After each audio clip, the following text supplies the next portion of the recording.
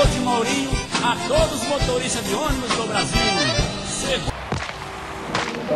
Graças ao rádio ao parabelo, nós vamos ter transformação desse Brasil verde e amarelo.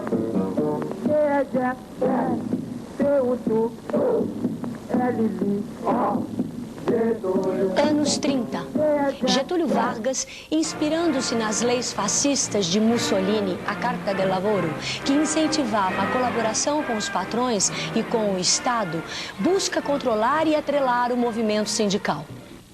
Contrariando os desejos das elites, os motoristas recusam o caráter patronal da União de Transporte São Paulo-Rio e fundam, em novembro de 1933, um sindicato só de empregados, denominado de Sindicato de Motoristas de Transporte de São Paulo. Em janeiro de 1935, o sindicato assume a liderança da categoria em uma greve difícil por melhores condições de trabalho, com prisões de vários trabalhadores. Mas o movimento demonstra sua força e termina vitoriosamente.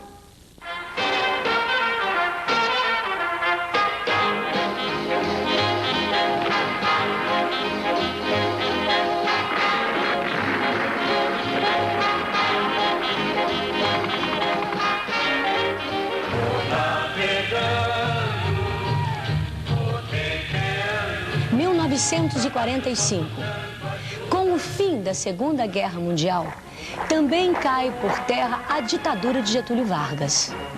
Os trabalhadores reconquistam a liberdade de suas entidades classistas e promovem vários movimentos grevistas em defesa de melhores condições de vida e trabalho com participação dos motoristas. Em maio de 1945, os trabalhadores das empresas de ônibus, após uma greve de grandes proporções, conquistam 60% de aumento salarial para motoristas e 50% para cobradores.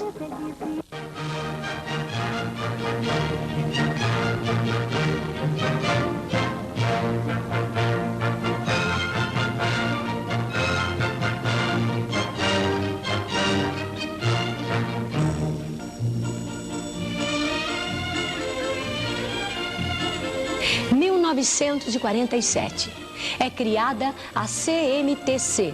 Até então, transporte coletivo da cidade de São Paulo era operado pela Companhia Light, uma empresa multinacional, e também por proprietários de ônibus. Neste período, os trabalhadores da Light eram representados pelo Sindicato dos Carris. Atenção, Brasil! Atenção, Brasil! Atenção, Minas Gerais! As tropas do 2º Exército, sob o comando do general Cruel, já sitiaram o estado da Guanabara. Porto Alegre, João Goulart fugiu para o Uruguai, seguido de Leonel Brizola e outros elementos do governo deposto. Assim sendo, declaro vaga a presidência da República.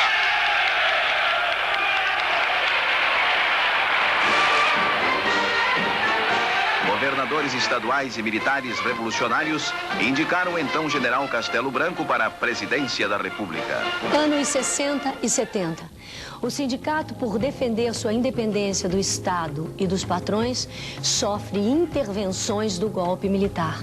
No período de abril de 64 a outubro de 68 e no período de setembro de 74 a dezembro de 79. Eu comecei a atuar no sindicato ajudando uma chapa que concorria às eleições em 1962. Em 63, eu me tornei sócio do sindicato. Em 64, eu ajudei a chapa número 4, encabeçada pelo companheiro José Dias, cuja eleição iniciava em 1º de abril de 1964. Na noite de 31 de março de 64, incluiu o golpe no país e no dia seguinte o sindicato amanheceu sob intervenção. O processo eleitoral foi suspenso e, portanto, não ocorreu as eleições sindicais naquele ano. Eu estava me tratando com úlcera no estômago, né? Andava com uma bolsa cheia de material de propaganda que eu sempre tinha necessidade para distribuir na boca de urna, enfim, nos locais de trabalho, mas tínhamos remédios que eu estava me tratando para não ser operado da úlcera. Mas o DOPS, quando, de comum acordo com o Limas Freitas, que era o interventor da época, quando viu que nós íamos conseguir o coro, me prendeu.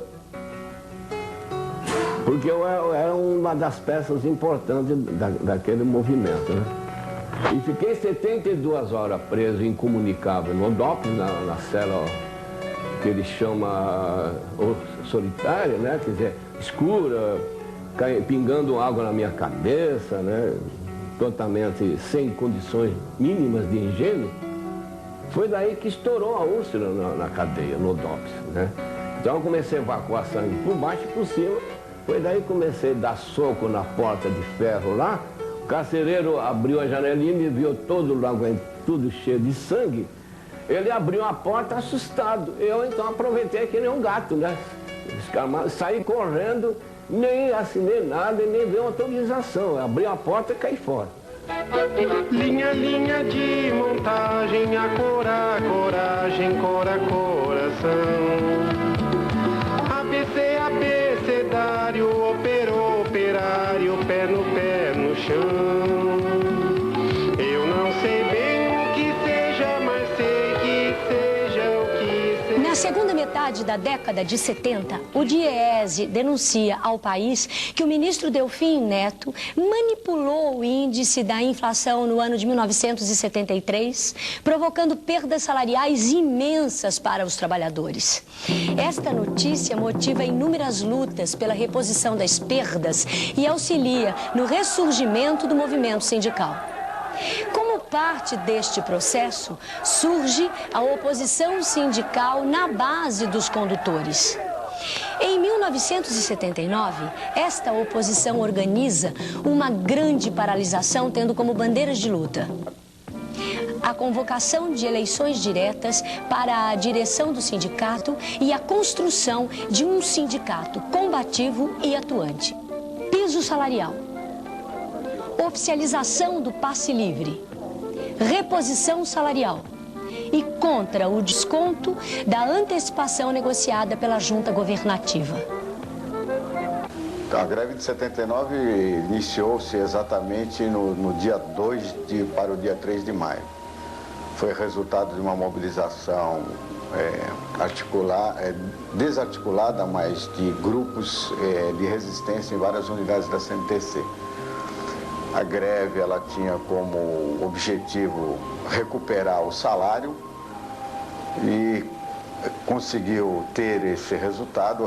Recuperamos o salário da categoria, conquistamos o piso, o passe livre, e um dado importante daquele período que recuperamos o sindicato, que já estava 9 anos sob intervenção do Ministério do Trabalho.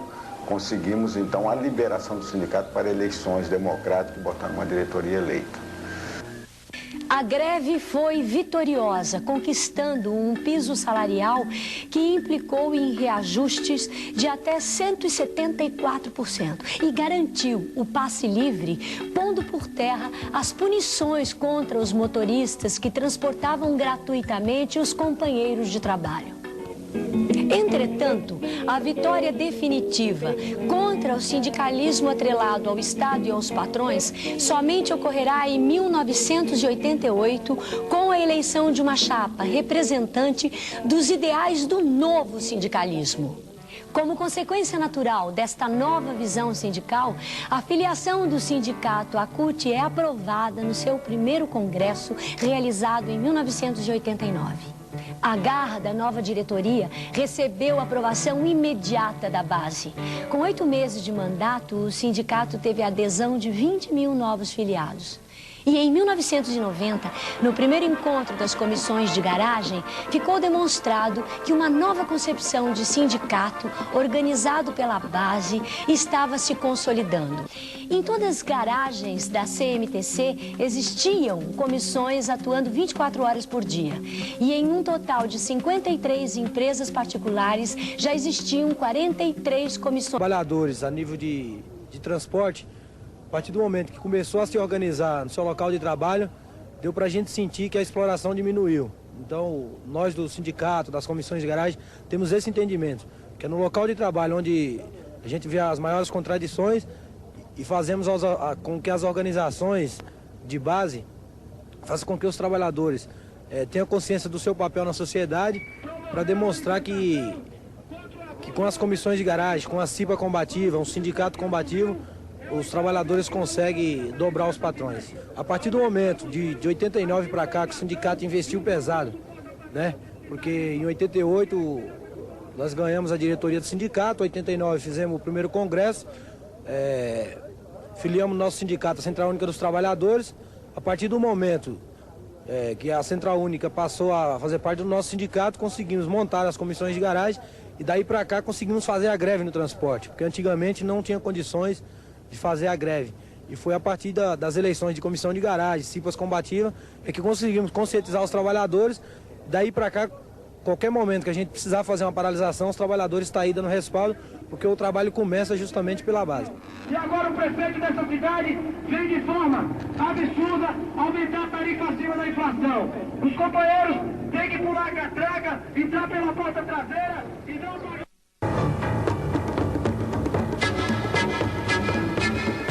A presença de uma diretoria identificada com os interesses históricos dos trabalhadores trouxe uma participação mais intensa nos grandes acontecimentos nacionais do período seguinte. Ainda em 1989, o sindicato participou ativamente da luta contra a política de arroxo salarial do governo Sarney e da greve geral promovida pela CUT. 35 milhões de trabalhadores cruzaram os braços em todo o país. Os condutores de São Paulo demonstraram força total, paralisando 90% nas empresas particulares e 100% na CMTC.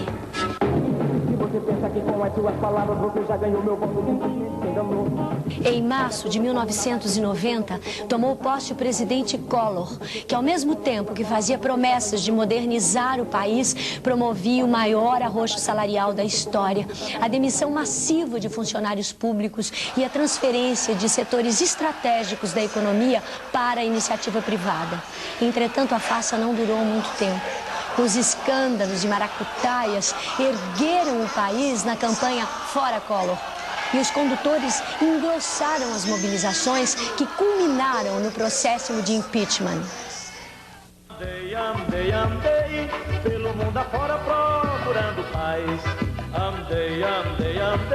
A conquista da diretoria pela maioria cutista coincidiu com a eleição do governo democrático popular com a prefeita Luísa Erundina. É com a administração municipal que o sindicato deve debater a maior parte de suas reivindicações e de sua luta por um transporte coletivo melhor. O executivo municipal fica com o poder de vetar, reduzir ou conceder as reivindicações dos trabalhadores. Quando a administração municipal é mais sensível aos problemas dos trabalhadores, estes tendem a conquistar melhores condições de vida e de trabalho. Foi em decorrência disto que a categoria deu importantes passos para a consolidação de seus direitos no governo Luiz Erundina, conquistando a redução da jornada de trabalho para 6 horas e 40 minutos, ticket refeição com valor adequado, comissões de garagem, formalização do acordo coletivo de trabalho, reajuste salarial com base no índice do custo de vida do DIEESE e municipalização dos transportes. Entretanto, apesar do clima de liberdade nas garagens e das possibilidades de diálogo amplo com o governo democrático e popular, o sindicato não abriu mão de sua autonomia e capacidade de luta. E assim, a categoria liderada pelo sindicato realizou 3 greves quando seus direitos foram ameaçados. Em 1990, foram 3 dias de paralisações. Em 1991, 6 dias. Em 1992, 9 dias. Quem mandou votar no nome? Em 1993, a vitória do Maluf nas eleições municipais criou um quadro de retrocesso. A municipalização do transporte coletivo urbano da cidade foi abortada. 15 mil trabalhadores em transporte perderam o emprego. E as reivindicações do sindicato foram respondidas com repressão. Por 2 anos, não foi assinado nenhum acordo ou convenção coletiva.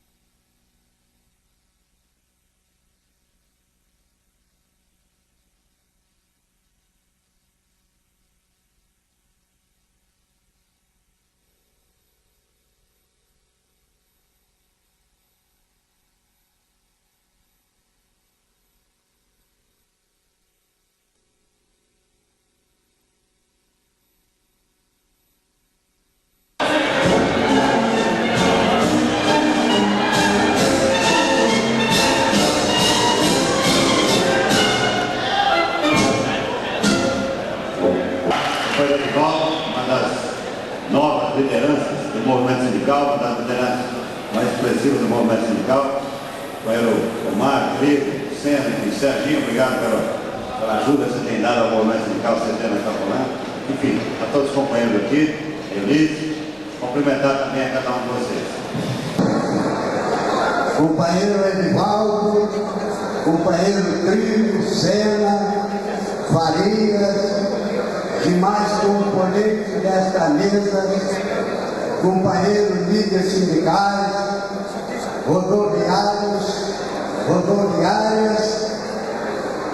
amigos aposentados. Olha, companheiro, o que já foi dito aqui pelo Edivaldo e pelo Paulinho, não vamos ficar repetindo.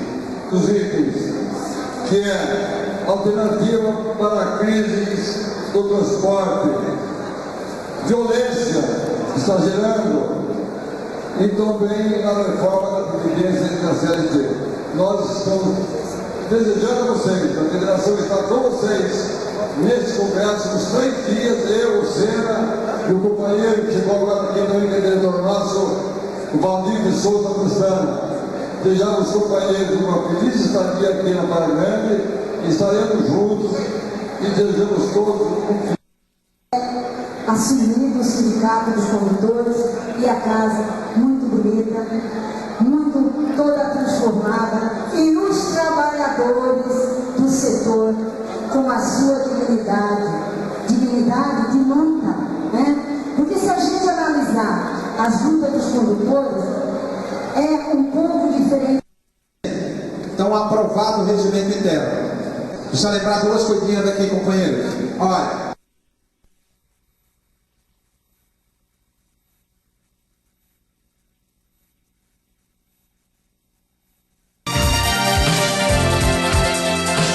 O Sindicato dos Condutores, na verdade, através do presidente Jorginho, vem buscando alternativas hoje para melhorar a situação do trabalhador de transporte. Quando eu falo trabalhador de transporte, estou me dirigindo ao trabalhador motorista de ônibus, ao cobrador, ao trabalhador da manutenção, ao fiscal e também os trabalhadores que são da manutenção. Foi esse projeto. Primeira unidade na Zona Norte, com 200 apartamentos, que vai ser em breve entregue. Então esse é um projeto social que a categoria, que o sindicato está desenhando para essa categoria.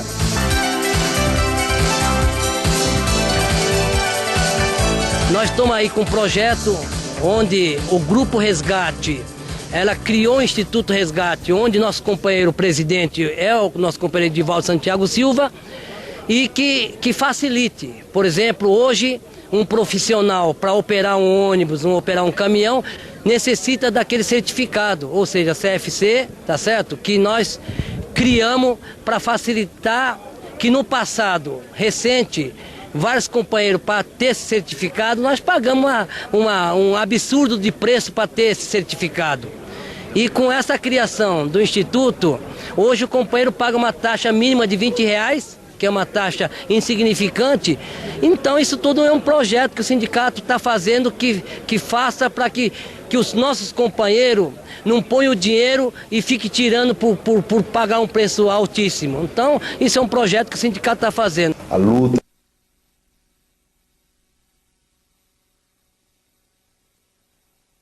Projeto aonde tem tantas entidades grandes, de uma importância muito grande, fazendo oposição a gente e a gente conseguir ainda com o sindicato na mão.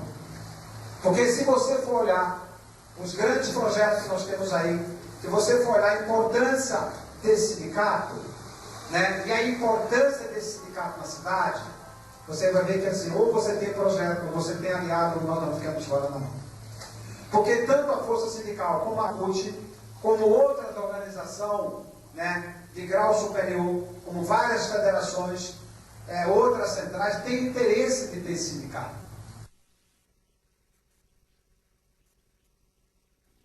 A posição do sindicato é clara: nenhum ônibus a menos no sistema. Então o sindicato está denunciando perante a população que essa redução de frota o sindicato não vai aceitar. Porque a redução de frota, na verdade, significa mais péssima condição para o usuário e, com certeza, atrás disso vem a demissão da categoria. é uma grande falta de respeito à população, um grande descaso que está se fazendo com o usuário de ônibus, do transporte coletivo, porque hoje os ônibus que tem não comportam a população do estado de São Paulo. E a população é que vem pagar um preço mais caro, porque... Mais agravante é que o segundo ponto da Inajá de Souza para frente, ninguém mais entra no veículo, né? E aí o passageiro fica todos esperando lá, meia hora, 40 minutos, e não tem condições de ir para o trabalho. Com as filas tão grandes, é sinal de que há pouco ônibus no sistema, além do que você pode notar que a frota aqui está bem envelhecida. Tem carros aqui que estão estacionados logo ali em frente, que você vai notar que tem carro que já está com mais de 10 anos de uso, o que é proibido por lei. E os ônibus que hoje existem nas garagens estão sem manutenção, porque o empresário ele se preocupa em comprar o ônibus e depois não faz a manutenção adequada. Não, realmente o que eles estão reclamando tem sentido, até porque nós que estamos aqui no terminal aqui da Cachoeirinha, a segunda plataforma para frente você não consegue mais pegar, porque não tem plataforma para os usuários estar pegando os ônibus, né? E realmente pelo que a gente vê, está tudo sucateado, os ônibus superlotados, né? E com a redução de frota, fica muito pior para a população estar pegando esses ônibus. Houve aquela promessa de que ia melhorar a frota, de que ia ter mais ônibus passageiro, e na realidade acontece hoje o contrário. Hoje é menos ônibus e continua a frota velha, isso que a gente vê. E o que é pior... Está muito atento e trabalhando firme para defender os direitos e as necessidades dos trabalhadores. Então, eu estou há 3 anos à frente da Secretaria da Saúde. Nós temos feito um grande trabalho pela Secretaria da Saúde. Nós fizemos um convênio com o Hospital das Clínicas, que foi um convênio muito bom.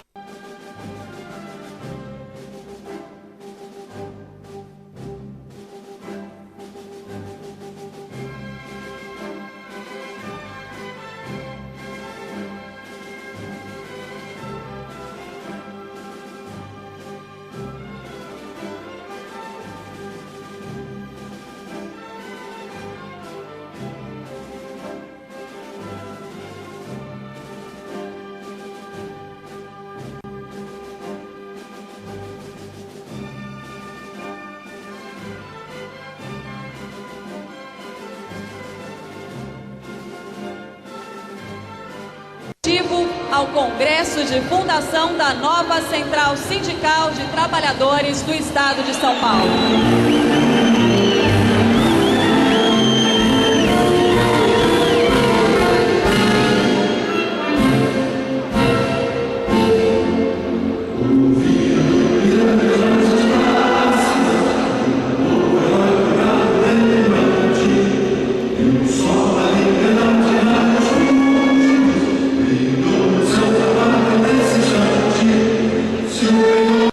Que abre a cortina dessa cidade, ela fecha a cortina, são os companheiros que saem de madrugada, chega de madrugada.